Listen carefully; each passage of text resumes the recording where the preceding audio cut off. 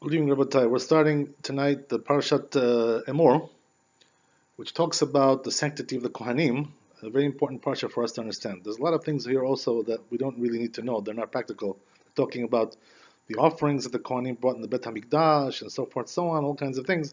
But there are also other things, other laws that pertain to the Kohanim, which are also practical today, and we have to know these laws even if we're not Kohanim. Why? Because we have to know how to treat the Kohanim, we have to know how to honor the Kohanim, we have to know all these things. So therefore, right, we're going to go through several of these issues tonight, B'ezrat Hashem, God willing. So it tells like this, right in the pasuk: "Vayomer Adonai el Moshe, Emor el haKohanim bnei Aaron, ve'amarta lehem, lenefesh lo yitama be'amav." Right. So the first thing it tells you, the Chumash, the Torah, that a Kohen is not allowed to become tameh for people who died, right? For deceased people. So what does that mean, right? That we know that once a person dies, he has tumah, he has impurity in his body, and the corpse is not pure. So therefore, right, the Kohen, who's commanded to always be pure, because he has to do the avodah in the Bet HaMikdash, he has to stay pure because of this reason, because he cannot do the avodah when he's impure.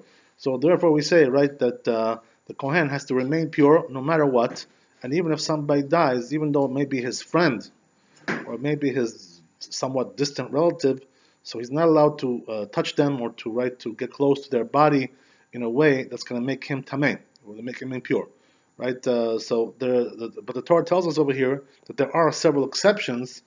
What are we talking about? We're talking about when it's a close relative of the Kohen. So there we say, right, that he's allowed to touch them because of the closeness that they have with these relatives.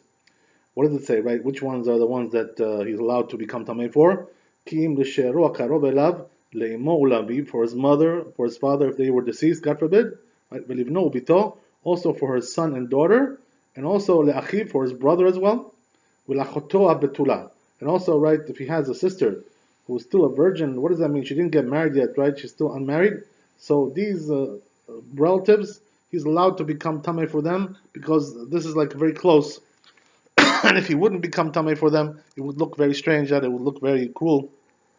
It would be too cold. There was some kind of a cold treatment there. So therefore, the Torah allows him to become tamei for these people. He also grieves for these people. He's also obligated to mourn for them as well, right? So therefore, right, since he has an obligation to mourn, he also it becomes tamei for them. It becomes impure, defiles himself for them. But we also learn from here, right, something more general as well. What does that mean? Lo yitama bal be'amav lehechalo. It says in the pasuk, right, that since the Kohen is considered to be somebody who's important, a leader of the community, somebody who has, right, a very important function for the community to provide for us the atonement by bringing the offerings and so forth and so on, and also teaching the Torah as well. The Kohanim are also commanded to teach the Torah to Am Yisrael, to the Jewish people. So therefore, right, a person who's so important like this, he has to be careful not to become tamei. And this is the reason why the Kohanim, even nowadays, right, when we go to, let's say, the cemetery for certain reasons, right, to go over there to say Kaddish or to pray there at one of the graveyards of the tzaddikim, of the righteous, right, the pious rabbis, we go to pray sometimes to the cemetery. So the Kohen is not allowed to go there, right? This is the reason why not, because he's not allowed to become tamei. He's not allowed to, right, defile himself with tumah, with impurity, when he goes to the cemetery, right? Even though he's going over there and not touching any dead body, but the fact that he's in the cemetery itself also makes him impure. So therefore, he cannot go into the grounds of the cemetery at all, right? So where is the only place that he can go? He can go outside the cemetery. What does that mean? Outside the fence that surrounds the cemetery. There he's allowed to be, right? But inside the premises of the cemetery, he's not allowed to go in there for most reasons, right? For except things which are very, very crucial, something which is maybe like death, life or death situation. Otherwise, you cannot go in there to the cemetery. So therefore, nowadays as well, right? When the Kohen has all kinds of issues that he has to get close to a cemetery, go in there, whatever, or something like that. So he has to refrain from that unless we have, right, these relatives that we're talking about here, we just mentioned, for them he's allowed to go in there. But when it comes to other relatives, he should not go in there, and also for friends or for tzaddikim as well, right? We were actually asked several months ago a question regarding this, right? There are some people who have, their rabbis who are buried in the local area over here in Queens, Brooklyn, whatever. So they want to go and pray over there. So the question was, right? We have one big rabbi who's buried in Queens, right? In St. Albans over there, right? They call that the Ohel, the Lubavitcher Rebbe. So the Lubavitcher Rebbe is buried over there, and there are people who are Lubavitchers. They want to go, right, Hasidim, they want to go there to pray at that site and so forth, so on. And some of them are also Kohanim. So the question was, right, are they allowed to go inside the premises to pray there? They also have minyanim over there. They have also, right, prayer, right, sessions over there going on at a fixed pace all the time, around the clock. So the question is, are they allowed to go in there, whatever? So the answer is no, they're not allowed to go in. If he's a Kohen, right, even though this was his rabbi and he was very close to him, very attached to him, right, his soul clung to his soul, nevertheless, because he's a Kohen, he's not allowed to go in there. So what does he do? He can pray outside the fence, right, where the cemetery is. And by the way, this is also quite effective. A person should know that praying also outside the fence of the cemetery, where that dead person is buried, that tzaddik, that pious rabbi, whatever, that also is very, very beneficial. What's the reason why? Because those tzaddikim, it says in the Zohar Kadosh, that those tzaddikim, right, when you get close to them, you don't have to come right to their grave in order for them to notice you. They even notice you when you get close. What does that mean? When you're outside the fence and they see you, they already know why you're there, why you're coming there to pray, whatever it is, they already know what you need. Right? They're told from Shemaim, from the heavens, what the reason is that you came, and therefore what they do is, even if you don't come into their abode over there, right, their grave, you don't come and stand there by the grave, they still know what you need and they pray for you, even though you didn't come inside the cemetery itself, inside the premises. So therefore, right, a person shouldn't be distraught by this, that he can't go into the cemetery if he's a Kohen. There's also other solutions. He doesn't have to really go in there for the tzaddik to notice him. He will notice him, right? That's what the Zohar Kadosh teaches us. So therefore, right, no need to worry about that. And therefore, right, the Kohen has to be very careful about that. There was also another question which was raised in the Tshuvot and responses of Moreinu Rabbeinu, Maran Alav Shalom, Rav Ovadia. He was asked a question regarding somebody, right, who's a Kohen. And the issue was like this, right, that he has to fly to a certain place. This was in Europe, I believe, if I remember correctly. He's flying from one destination to another, and this is for business. And he does this like on a regular basis, once a week, whatever it is. I don't know, God knows, whatever. Right? So he flies over there. So the question was like this, right? He asked the Rabbi Alav Shalom. The problem is that these planes that fly in that route always are passing over a large cemetery when they take off, when they land, whatever it is, right? So the question is, was he allowed to go in that plane? Because the truth is, right, that the tumah, the impurity of the graveyard, of the grave, goes all the way up to the heavens, right? So therefore, even if you're standing way up in the sky somewhere, right, up in the heavens, even in the space shuttle over there, right, if you're passing over the area of the graveyard, you become tameh, you become impure. So the question was, right, is he allowed to fly over, right, with the plane in order to go on his business errands, right, his business trips, so forth, so on. This was the question that he asked, right? So the truth is that the rabbi answered him that in a case like this, this is allowed to do, and the reason is because this airplane, right, is not really on the ground there, right? It's shielded. It's like a whole domain by itself. So therefore, right, in a case like that where you're shielded with your own domain and you're going over. So this is not a prohibition. This prohibition is not from the Torah. It's from the rabbis only, right? This kind of prohibition.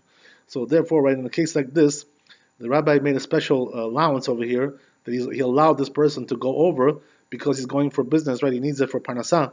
So therefore, in a case like this, right, he did allow such a thing. This is a one-time deal. But in general, though, if a person is not going in or going over in a way like that, right, where he's going on his own domain in a closed shell, like an airplane, so there, right, for sure, it's not allowed to do that, no matter what, right, whatever it may be. So in a case like that, the Kohen has to, right, know his bounds, he has to know his boundaries, and so forth and so on. Okay, I think we got the idea.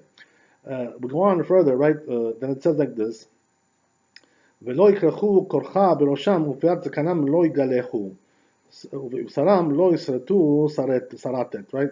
So it's telling you over here these mitzvot, which are actually also commanded to the Jews as well, right? That what? Not to make bald spots on your body when as a form of mourning for the dead, right? They used to do this. They used to make bald spots to tear out their hair in those days. Today nobody does this, but right, in those days they used to do it. So the Kohen is also commanded not to do these things, right? To make himself ugly like that, removing his hair like that, gashing out, right, his hair. Also, right, warns them not to shave the corners of their beard, just like the Jews are commanded. And also, we have also another thing here, right? They shouldn't make gashes on their skin, on their body, to mourn for the dead, right? All these kinds of things. Today, nobody does this, but in those days, it was quite prevalent, these kinds of things. They used to do it as a sign of mourning, the suffering, that they're very suffering, they're very much grieved by the death of a loved one, whatever. So they used to gash themselves and tear out their hair, these kinds of things. Today, nobody does this.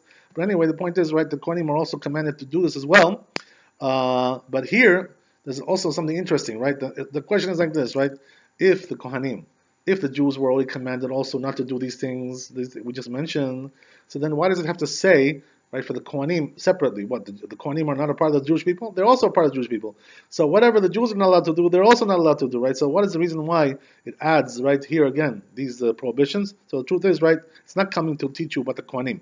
It's coming to teach you about the prohibition, according to the sages, right, that it's coming to teach you certain elements of the prohibition here, little details of the prohibition that also apply to the Jews as well, not only the Kohanim, all the Jews, right? So therefore, it's really not really coming to tell you that the Kohanim are also prohibited, because that's clear, that's very right, simple. But the point is, right, it's coming to add more details about the prohibition altogether. We're not going to get into now the details. There's not the time for that now, right? But we'll go on, and we're going to say, right, that also tells the Kohanim something else. קדושים תהיו לאלוהיהם ולא יחללו שם אלוהיהם כי את אישי אדוני לחם אלוהיהם הם מקריבים והיו קודש. So it's telling you, right, that they have to be holy. Don't desecrate the name of God, because you represent God. You're the servers of God. You're the ones who serve God. So therefore, right, everything you have to do in a good way, nice way, right? Don't make yourself ugly. Don't, right, defile yourselves and these kinds of things to make yourself look like you're strange, you're like you're weird, some kind of a crazy cult, tearing out, gashing out they're tearing out their hair and gashing their skin. This is not the way of the Jewish people, right, who are holy people. This is the way of the crazy people, right, the people who are mentally ill, these kind of things. Okay, you get the idea. So it goes on to say, right, Isha zona b'chalala lo yikachu. So here, right, the Kohanim also have a special mitzvah that the other Jews do not have this mitzvah. What's a special mitzvah over here? The specialty is like this, right, that it's telling you that he's not allowed to marry a Kohen, any Kohen. He's not allowed to marry a zona. So right, in Hebrew, zona, the word zona means prostitute. That's the way we associate today, right? So, but the truth is, it's not only talking about prostitutes. It's also talking about other types of women who also have the designation of zona according to the halakha. So what does that mean, right? We're talking about a woman who had some kind of relations with a certain man, whether it's a Jew or a non-Jew, right? And these relations are prohibited to her, right? What does that mean? There are certain Jews, right, that you're not allowed to marry, like a mamzer, right, like a natim, certain things like this, right? She's not allowed to marry these kind of people. So therefore, if she went and she had relations with a man like this, afterwards, she will not be able to anymore marry a Kohen. Why is that? Because she's considered to be a zona. Right, this is the idea. Even though she didn't get paid for whatever she did, it was just basically some kind of relationship, whatever, some kind of relations. Nevertheless, right, she's considered to be, according to the Torah, she's considered to be zona. So therefore, she should not marry a Kohen anymore. Right, the same thing also applies to halala. Right, so halala is not the same thing as zona. What's the difference? Right, the halala means that she was profaned. Right, she was defiled from the priesthood by having forbidden relations with a Kohen. What does that mean? Right, that she wasn't allowed to marry a Kohen because she was, let's say, she was divorced lady, let's say, right? Divorced woman is not allowed to marry a Kohen. So if she had relations with a Kohen, that makes her into a halala. So Rashi explains over here. For instance, right, you have, let's say, bat almana lekohen gadol, right? Let's say, right, the daughter, a woman is a widow, married a kohen gadol. She's not allowed to marry a kohen gadol. We're going to talk about that a little bit later, right? Or bat grusha v'chalutza b'kohen gadiot. Or let's say, right, we have, as we said, right, chalutza also. Chalutza, what does that mean? That she was supposed to do yibum, right, levirate marriage, and she did chalitza instead, right? She disassociated herself from the yavam. And so therefore, people like this, they're not allowed to marry a kohen. So they say, right, that a woman who was born also from this kind of woman, these women who committed these prohibitions, she's also now, right, a halala. Right, the mother, or anyway, she's forbidden to kohen because she's chalutza and she's a grusha, she's divorced, right, whatever it is. But here we're talking about also the daughter of that woman as well. All the daughters that come from her, they're also not allowed to marry Kohanim. Why is that? Because even though she's not the one who did the sin, but since she was born from a woman who did this kind of a sin, so therefore she's called halala, right? And therefore she's not allowed to marry a Kohen. This is the idea. Okay, so also another detail I want to say, right, regarding zona, that there is a little bit of a difference, right? What does that mean? that Zonah, as we said, right, she had forbidden relations with a man that she's not allowed to marry, Jewish or non-Jewish. But what about if she had forbidden relations with a man, right, that she's allowed to marry? Let's say, right, for instance, she went with some Jewish guy, right, but they had relations that were not allowed. What does that mean? That she wasn't married to him or whatever, or she didn't go to the mikveh, right? All these things make it forbidden to have relations with a Jewish man. So what happened over here was, right, that she went and she had relations like this. So even though these relations were forbidden because she wasn't married to him or because she was a nidah, nevertheless it doesn't make her into zonah. It doesn't make her into the designation of zonah. So therefore, a woman who had relations with a Jew, and that Jew is forbidden, it was not forbidden, it was permitted to him. He's permitted to her to marry. So if they are permitted to marry, even though they didn't get married, nevertheless it doesn't make her into a zonah. So therefore, right, in a case like that, she would be allowed to marry a kohen afterwards, right? Let's say she did tshuva afterwards, she did stop doing these kinds of silly things, nonsense, right? This kind of nonsense, these sins, and she started to now come clean. She wants to know how tshuva, become religious, right? And she all of a sudden she meets a kohen. So the question is now: is she allowed to marry a kohen? Yes, because if she only had relations with a Jew, who she's allowed to marry, even though they didn't get married, nevertheless it didn't make her into a zonah, so therefore she would be allowed to marry now the kohen afterwards. Right? That's the idea. Okay, let's go on. So then we say, right, that it says, "Ubat ish kohen ki techel liznot et avia hi mechalelet." Right. So here it tells you something quite shocking. Right. We're talking here about a kohen who has a daughter. And this daughter, right, it says over there in the pasuk, and it says in the verse, she became a zonah, right? What does that mean? She committed some kind of a act of illicit relations with a man. So it says over here, right, in the pasuk, in the Torah, that she's supposed to be burnt on that, right? They burn her. Right? So the question is like this, right? What are we talking about over here? So the Gemara tells us, the Talmud tells us, we're not talking here about a woman, right, a daughter of a Kohen who's single. Because if she was single, right, there's no such a thing as a single woman who has relations, right, with a Jewish man, that she's liable to death on that. She's not liable to death on that.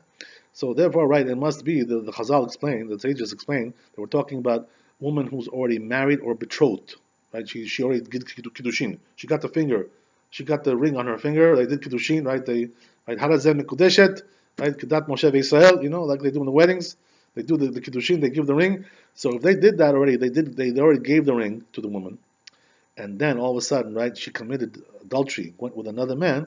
So if she was a daughter of a kohen, so the punishment will be burning, right? What does that mean? That if the truth is that even if this daughter was just any daughter, Jewish daughter, she also would be liable to death if there was a beit din, if there was a court, right? Today we don't have such a court like that that punishes to death these kinds of people. But in those days when they had the beit din, the Sanhedrin, and they were punishing people to death for adultery, so therefore in those days, right, any Jewish girl will be liable also to death for this kind of thing. But the difference is like this, right? That any Jewish girl who does this is not going to be burned. She's going to be killed, but not burned. But if she's a daughter of a kohen, right, they burn her, right? She gets burning instead of the other types of deaths that are for capital crimes. She gets burned. There's also stoning, right? She doesn't get stoned like the other women do. She gets burnt. I want to tell you, by the way, that when we talk about burning, we're not talking about burning the actual body, like, a person just gets burned, like with a fire. That's not the way the burning is done. As we find in the Gemara, Masechet Sanhedrin, Tractate Sanhedrin, the way they burned, right, the capital punishment of burning was not done like that. What they would do was, right, they would take a piece of lead and heat it up very, very, very high temperature, and it would become molten, right? And then they would, it's very scary stuff, right? So then it would make her swallow that, right? Or him, whoever is liable to the burning, whatever it is, right? And that lead would go into the stomach and totally like align the stomach with the lead, and this would kill the person, right? So they can't live like that. So therefore, right, this is what they did to people who are liable to burning. So they didn't burn the outside of the body; they burned her actually right inside in the digestive system. That's the way it was. Anyway, not a pleasant thing to discuss, but right, it has to. It's also Torah. We have to know. Okay, so let's go on a little bit. It says, right, והכהן הגדול מאחיו אשר יוצק על ראשו שמן המשחה ומילא את ידו ללבוש את הבגדים את ראשו לא יפרע ובגדיו לא יפרעון. Right, so it's telling you here now about the Kohen Gadol, right? We have also the regular priests, the regular Kohanim, but we have that one unique man, right, who's the Kohen Gadol. He's the high priest. What does that mean, right? He was elected by, right, his brethren, the Kohanim, to be the high priest. He's like the most holy one, whatever, right? He's the most, the one who's adept to this kind of work, whatever, for some reason or other. He's because of his holiness, because of his knowledge, because of his fear of God, whatever it is, right? So they decide to put him as the Kohen Gadol, the high priest. So a person like this, right, Kohen Gadol, who wears also, right, extra vestments on his body, right? Because the regular Kohen only has 4 vestments, only 4 pieces of clothing, items that he wears on his body. The Kohen Gadol wears 8, 4 more than the regular Kohen. So, right, a person like this, who was also anointed to be Kohen Gadol, he was anointed with the oil, and also he wears the extra vestments as well. So now he has to keep even a higher standard than the regular Kohen, and the regular, right, the priest. So what's the higher standard? So comes and tells you right here, the verse, that he's not allowed, right, to let his hair grow for 30 days. That's what it says, right? So what does that mean? That if he does that, he's like doesn't look nice anymore. He looks unkempt. He looks untaken care of. He's not taken care of properly. So therefore, he's desecrating the name of God, looking like that. You're the high priest. You're the one who's like representing God. In the Beit Hamikdash and in the temple. So a person like that has to look very presentable as well. He has to look beautiful. He has to look nice. So therefore, the Gemara says, right, Kohen Gadol, the proper thing to do is you should get a haircut once a week, right? So the Gemara tells us over there that there's 3 types of designations that we talk about haircuts. The regular Kohen, he gets a haircut every month. So meaning what? Even the Kohen should not really make his hair grow more than a month. It's already too big. It's unkempt. It doesn't look nice. So right, more than a month is not allowed even for a regular Kohen.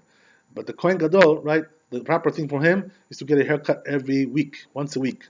Right? That's pretty frequent. And we have even one person, right, who gets even haircuts more frequent than that, who is the king himself, right? The king, the Melech, he gets a haircut every day. That's what the Gemara says, right? Amazing, right? Can you imagine? You get a haircut every day. But the king has to look really, really super clean, super spiffy, right? Super nice, super presentable. He has to be, because he's the authority figure in the nation, right? So therefore, right, he has to look very, very, very, very fine, very, very, very presentable, the more than everybody else. That's the idea. Okay, Rabbi. So it goes on to say, right, regarding the Kohen Gadol, regarding the high priest, right?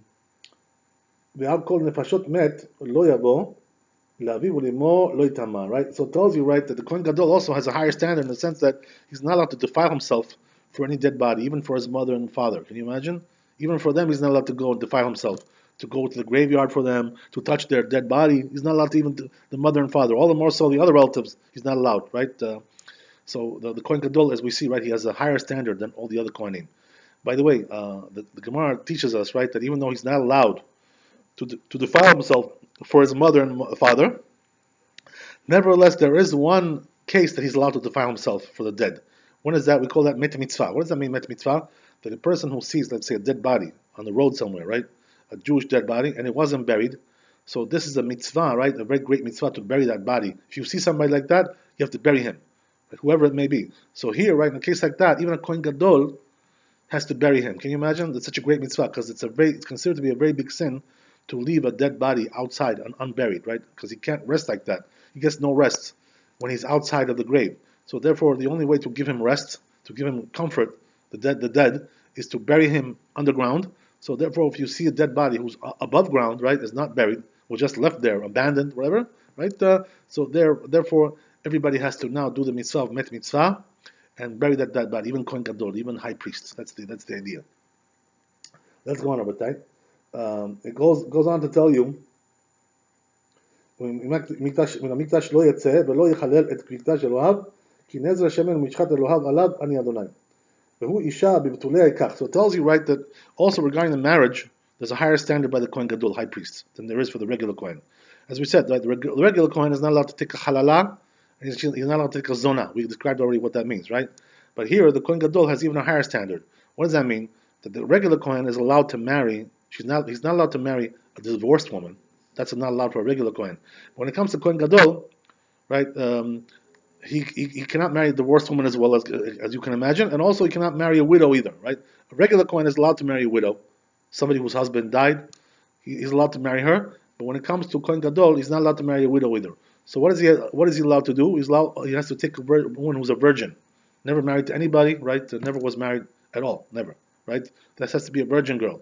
That's the only thing that a Kohen Gadol is allowed to take. Because of his high status, because of his high holiness, he needs a woman, right, who's very sanctified also, who can make, right, the holy family that he needs in order to serve his, right, his position in the people, amongst the people.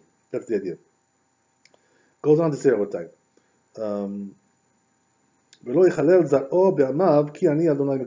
Right, so it tells you that he should not sanctify his seed as well. What does that mean? Right? He should not defile. I'm sorry, not to sanctify.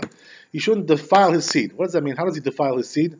By making them into halal. Right? What does that mean? That if he has relations, let's say, with a woman who's forbidden to him, like a almana, like a grusha, right, a divorced woman or a widow. So what happens is that all the children that they come from him will not have the din of kohen. They will not have the status of kohen, even if they're males. You know why? Because he's marrying somebody who's not allowed to marry. So therefore, what they are is halal and halala. The boys are called halal, the girls are called halala. So all these people were born from such a union that is forbidden to him to have, even though it was with a Jewish woman. Nevertheless, right, all of them are called halal and halala, and therefore they're not, the males are not kohanim, and the females are not allowed to marry a kohen. That's the idea, right? So therefore we see, right, that the kohen gadol, the high priest, has a very very high standard of laws to keep in order to, right, retain his sanctity, because it's a very high level of sanctity the kohen gadol has. Very nice. Okay, so now we're going to discuss a little bit. Since the season now is for Pirkeh Avot, right? We're talking about between Pesach and Shavuot. The custom is known to Pirkeh Avot. So I want to tell you something, right? It says over here in the 5th parak of Pirkeh Avot, the ethics of the fathers.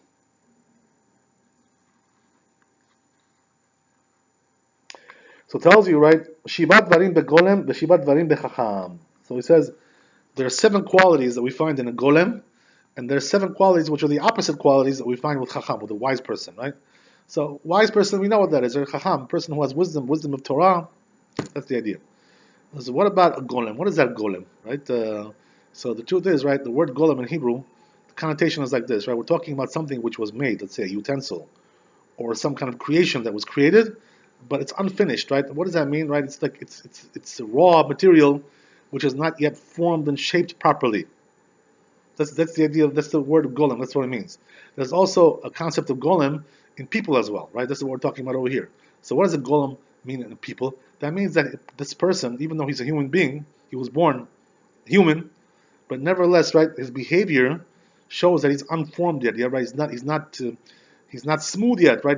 He's like an unpolished diamond. The person who doesn't have, right, yet the proper manners, the proper respect, right, the proper, right, personality. He hasn't developed his personality yet. That's the idea, right? His midot.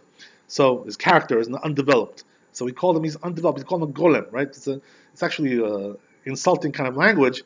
But the truth is, right, if you see here what we're talking about, you understand why he's called a golem, right? The person who's unshaped, unformed, a person, right, who's like, not ready yet to be to serve his function.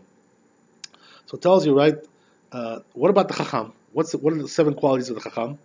So we have here, right, things which are basically, right, matters which are related to fine character. He doesn't talk before anybody, right, who's bigger than him in wisdom or in age, right? What does that mean? If you have somebody, let's say, we're talking about, you're sitting around with the community, right, whatever, and there's somebody over there who knows more Torah than you, right? He's wiser than you, he's older than you, more experienced, whatever. So he has more knowledge than you do. He's a bigger rabbi than you are, a bigger chacham than you are. So if a person is wise, right, he has good manners, he's never going to talk anything in front of him. What does that mean? He'll never say some divrei Torah in front of him. Why would we want to hear your divrei Torah when we have somebody bigger than you who can say divrei Torah, right? Some words of Torah. Your Torah is not like his Torah. His Torah is better than yours. It's superior. He's more wise than you. He's more knowledgeable than you. He's more experienced than you. He's more senior than you. So therefore, in a case like that, or a person, what should he do, right? If he's a wise person, when he has somebody there who's greater than him in Torah, he should just keep quiet, right, and not say anything. Why should you talk? What's the reason to say anything? To talk in front of him? I can tell you, right, from my own experience, when we were sitting with Maran Alav Shalom, Rabbi Alav Shalom, the great rabbi of this generation, we were zocheh to sit with him for 15 years. So what I can tell you is one thing, that we used to have lectures over there with the rabbi. He used to invite us to his house. We used to go over there, get personal, private lectures from him. I can tell you one thing. right, that all the time that I was in his lectures, personally, I can tell you, right, when I was there, never did I open my mouth to say anything. All I did was listen. I'm not trying to brag. Don't get me wrong, right? I'm not trying to make myself look good, but I'm kind of like proud of this thing. What does that mean? That a person, right? What I felt was like this, right? That his words were so much more important than mine. What's the reason for me to say anything, to make any comments, to open my mouth and start talking? What's the point of talking? Or even to ask a question? I didn't even have the goal to ask a question at all. You know why? Because I wanted to hear his words. I wanted to hear his Torah. What are my questions worth when you're listening to the Gadol Ador, the great rabbi of the generation? What are your questions worth at that time? They're not worth much, right? So therefore, a person has to know that when he's in front of somebody who's greater than him in Torah, don't talk. Just listen to him. You're going to learn more from him than you're going to teach him by talking your little words. He's got bigger words than you, right? So therefore, a person who's wise. That's what the Pirkeh Avot tells us, right?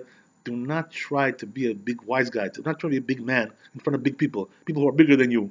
What's the point of trying to be like that, right? Just shut your mouth and listen to him, because you're going to learn. You're going to learn a lot more like that, right? You're going to wind up being great yourself one day, because right? That's why the Chazal tell us.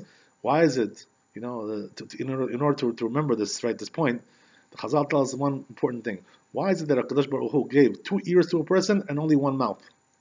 Right? Maybe you should have 2 mouths in 1 ear. So it's coming to tell you, right? You should be listening more than you talk. That's why you have 2 ears, right?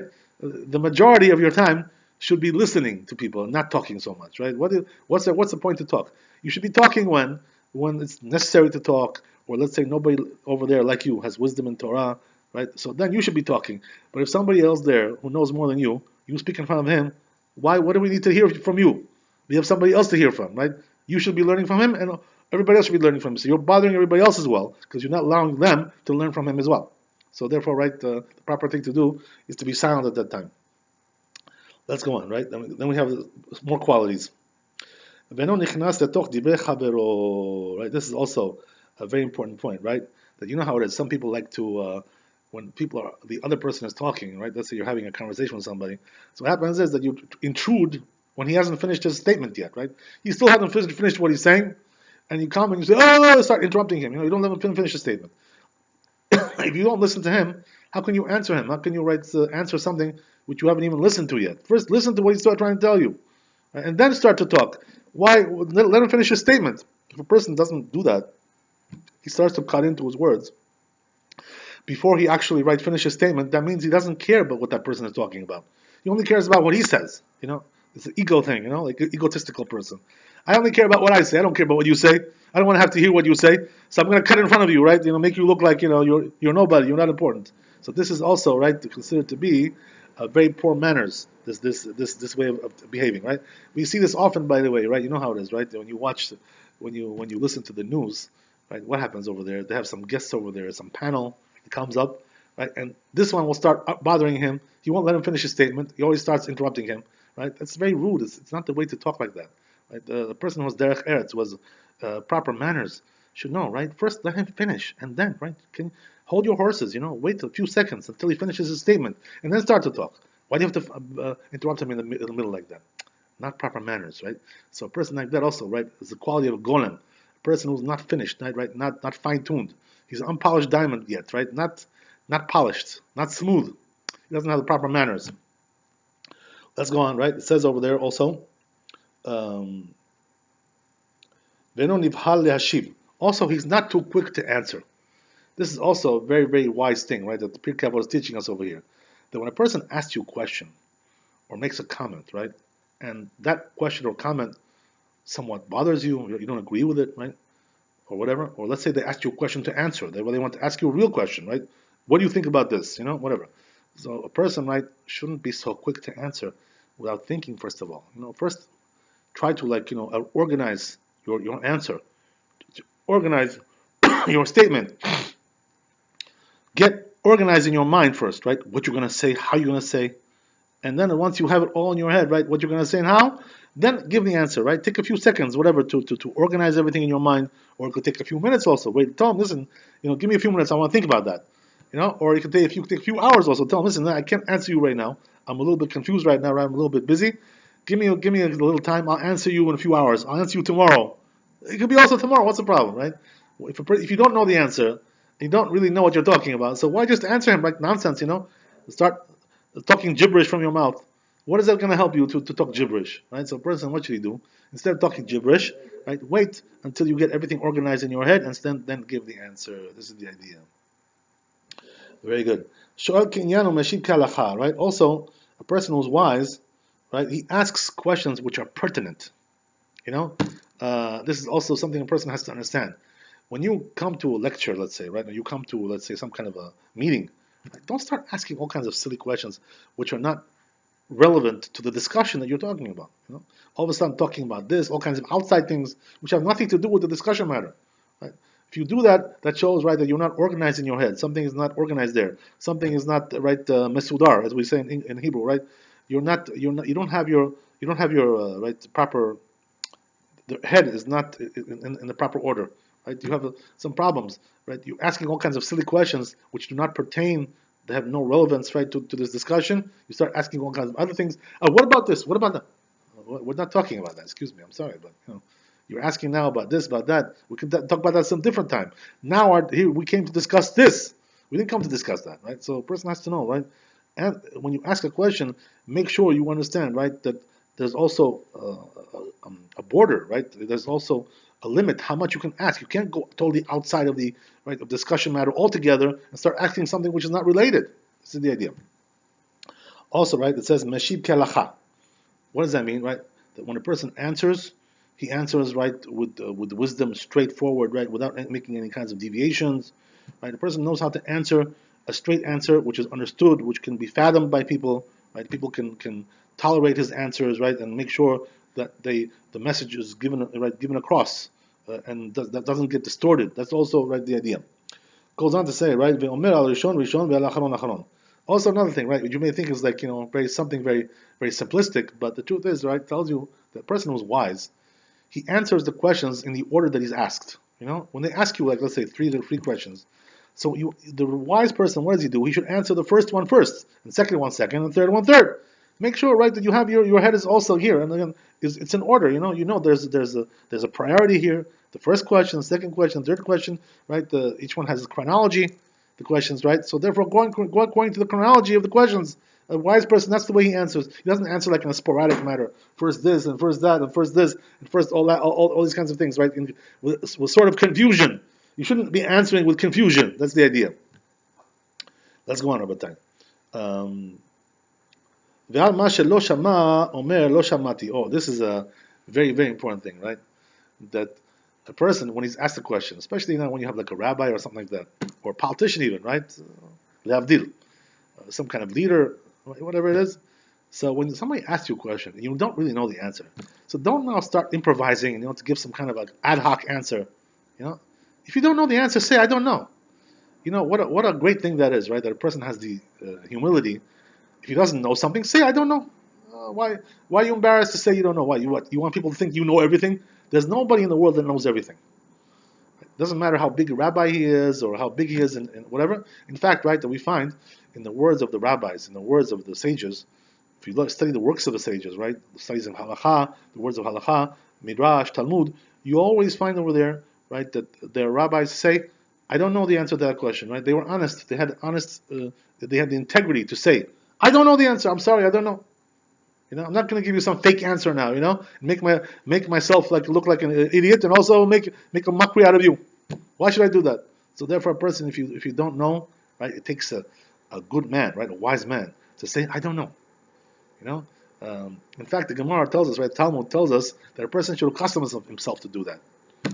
Say, I don't know. If you really don't know, say, I don't know. What is it going to kill you? Right? It's not going to harm you. There's also another thing, Rabbi, right, that I can tell you that there's a story actually brought down in the Midrash, which is something amazing, right? You know that one of the greatest sages that ever lived was Rabbi Akiva, right? Rabbi Akiva was one of the greatest rabbis that ever lived. Who knew the Torah better than him, right? He was the biggest expert in Torah that we ever had. So, one day it says in the Midrash that came to him 3 people, asked 3 different questions, right? So you know what happened? All those 3 questions, Rabbi Akiva told him, I'm sorry, I don't know. I don't know the answer to those questions. Can you imagine such a great rabbi like Rabbi Akiva? He didn't know. So if he had the humility to say, I don't know, 3 times in one day, can you imagine? 3 times in one day, he doesn't have the answer. So all the more so us, right, that we don't know the whole Torah. We don't even know a fraction of the Torah. What do we know, right? What do we really know in the Torah? We don't have complete knowledge. Our knowledge is very fragmented and very weak and very shallow. So therefore, people like us, right, who are much, much more weaker than those generations in Rabbi Akiva, all the more so we should say, right, if you don't know, just say, I don't know. It's a great thing, right? It's a humility. And in the end, by the way, you're also going to win. You're going to win out like that. What does that mean you're going to win out? That means that in the end, people will respect you more. Because they see you have honesty, you have integrity, right? You're a person who's straightforward, doesn't play games, right? Not one of these twisted people, these connivers, all kinds of things like this. People don't respect that. In the end, you're going to become disrespected by saying all kinds of fake answers. Okay, so we have one more thing, Rabotai, here, that also, right? Also, another important quality. This is the 7th one, number 7. Model ha'emet. This is something what a person has to really know, right? That a person has to admit to the truth. What does that mean? Let's say you had an argument with somebody, right? You had some kind of discussion, didn't agree with each other. So let's say that person, right, outwitted you, and he said, something which is more correct than what you said. He's right, you're wrong, whatever, but more or less, right? That's the idea. So say, admit, okay, you were right. I'm sorry, Why can't you admit that? You have to admit that that person is right, if he's really right. So tell him you're right. You can't say that because why? You want to be right all the time, 100% of the time, right? You should be right.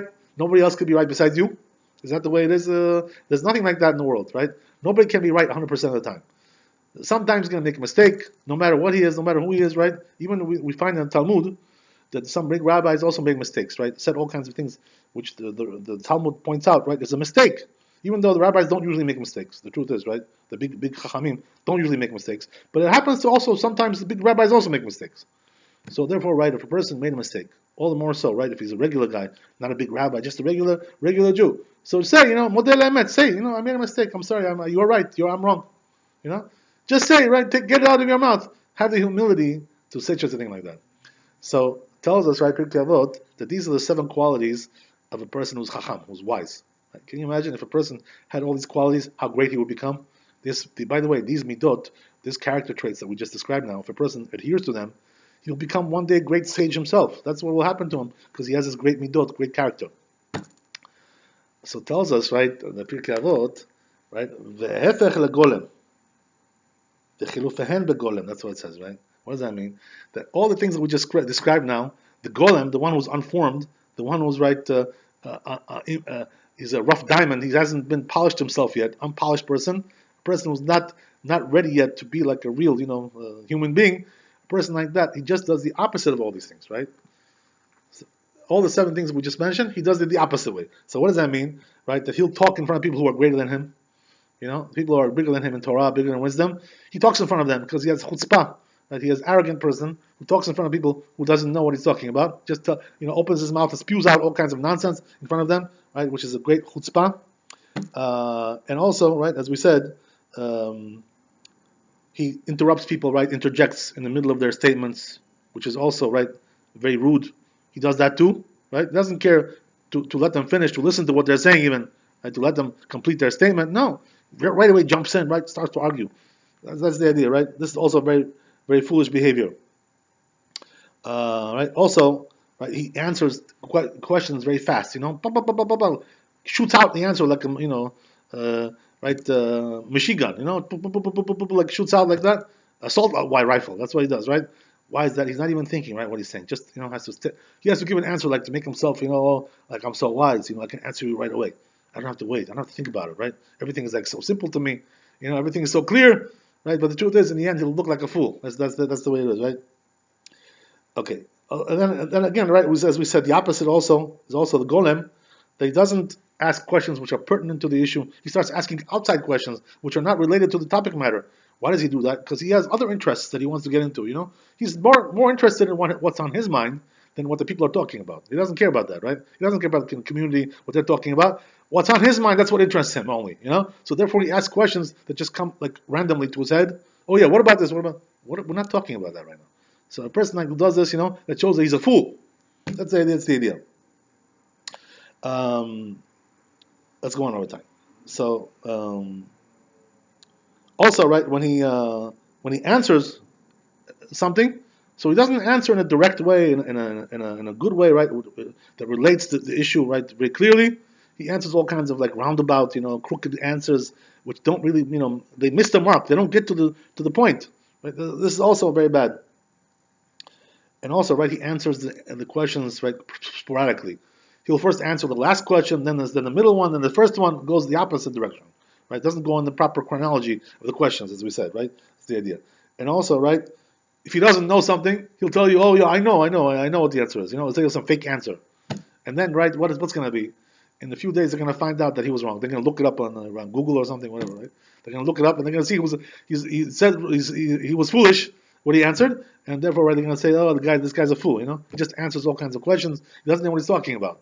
Right? He didn't know the answer. He just made up something fake, some fake answer, just to make himself look wise. And also, Rabbi, he's not going to be right model I met. What does that mean? He's not going to admit to anybody that he's made a mistake, that the other person is correct. He's not correct. He'll never admit to anybody like that. Why? Because his ego doesn't allow him. He has to have superiority. People are, how it is, right? They always have to be right. They always have to be correct. They always have to get the upper hand and everything. Otherwise, right, it cannot be like that, right? There's no other option in the world. It's not possible that they could be wrong. There's no such an option like this in the world. So therefore, Rabbi, we see from here, right, what's the proper way to behave, what's the improper way to behave. HaKadosh Baruch Hu should give us the blessing that we should merit to behave in the proper way. And B'ezrat Hashem, with this merit, we're going to be zoche to accept the Torah this coming Shavuot, and to accept a place of Mashiach, B'ezrat Hashem, b'mehera v'amenu amen. Chazak u'baruch.